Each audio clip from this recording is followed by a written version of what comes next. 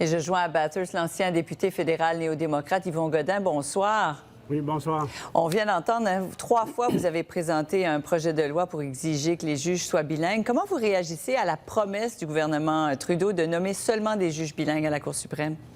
Bien, au nom des francophones ou des minorités du Canada, vraiment, je suis frustré d'un sens parce que M. Trudeau lui-même, en 2010, a voté en faveur de mon projet de loi et en 2011, il a revoté de nouveau à la Chambre des communes.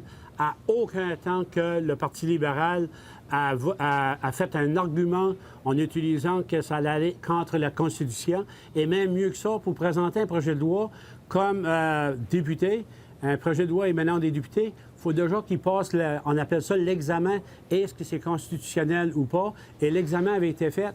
Et même M. Harper, qui n'est pas mon ami, M. Harper n'a jamais utilisé cet argument-là. Au moins, il était honnête assez qu'il disait qu'il ne voulait pas l'avoir. Et que M. Trudeau arrive tout d'un coup puis aller se cacher derrière la Constitution ou que les experts disent complètement le contraire.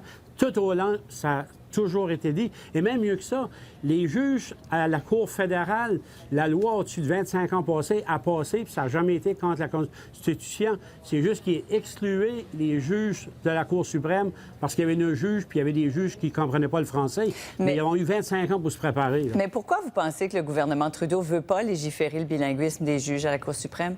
Moi, je pense, peut-être que je suis dans l'erreur, puis ça a souhaité que je le suis dans l'erreur, mais je pense que M. Trudeau est en train de dire aux francophones, aussi longtemps que vous votez pour moi, il va y avoir des juges bilingues à la Cour suprême. Le jour où vous ne votez pas pour moi, vous allez aller peut-être avec les conservateurs qui est contre.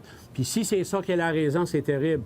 Moi, je pense qu'il devrait avoir la colonne vertébrale assez, passer le projet de loi, puis que si que les juges de la Cour suprême veulent dire plus tard que c'est pas constitutionnel, bien qu'ils laissent eux le dire et non M. Trudeau. Il devrait honorer sa parole, sans vote à la Chambre des communes, et je lui demande encore de mettre le projet de loi ou, mais que le NPD va argumenter le projet de loi de François Choquette à la Chambre des communes, bien, qui fait la chose honorable et il vote en faveur. Pensez-vous vraiment qu'il va faire ça? Bien, s'il ne le fait pas, ça veut dire qu'il ne supporte pas les langues officielles au pays. C'est aussi simple que ça, puis ça serait le message qu'il aurait envoyé aux francophones. Parce que dans 145 ans, il n'y a jamais eu un francophone à la Cour suprême qui ne parlait pas l'anglais. Ça a toujours été le contraire.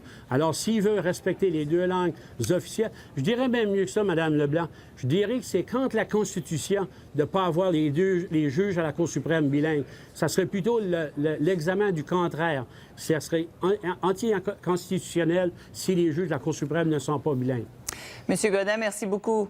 Merci bien. Bonsoir.